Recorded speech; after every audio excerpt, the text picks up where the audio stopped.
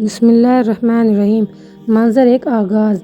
جب رسول اللہ صلی اللہ علیہ وسلم مکے سے نکال دیے گئے تو آپ صلی اللہ علیہ وسلم طائف کی طرف تشریف لے گئے تاکہ لوگوں تک اللہ کا پیغام پہنچا سکیں، لیکن طائف کے لوگوں نے نہ صرف انکار کیا بلکہ اپنے بچوں کو کہا کہ ان پر پتھر برساؤ۔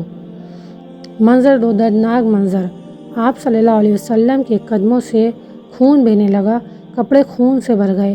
حضرت زید بن حارث رضی اللہ تعالیٰ عنہ آپ صلی اللہ علیہ وسلم کو بچانے کی پوری کوشش کرتے رہے۔ آخرکار آپ صلی اللہ علیہ وسلم ایک باغ میں جا کر بیٹھ گئے، تھکے ہوئے، زخمی اور دل سے غمگین۔ منظر تین، دعائے طائف۔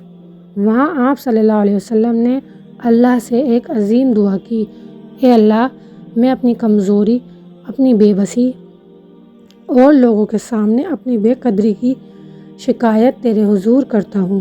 تو ہی میرا رب ہے، تیرے سوا کوئی نہیں جس سے میں مدد مانگوں۔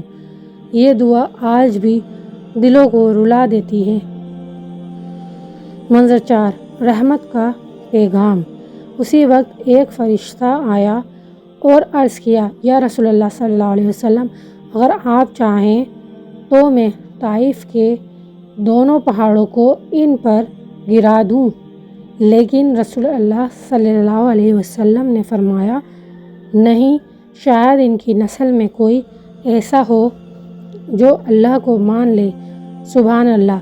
یہ تھی نبی صلی اللہ علیہ وسلم کی رحمت، صبر اور محبت کا بے مثال منظر۔ منظر پانچ، اختتام۔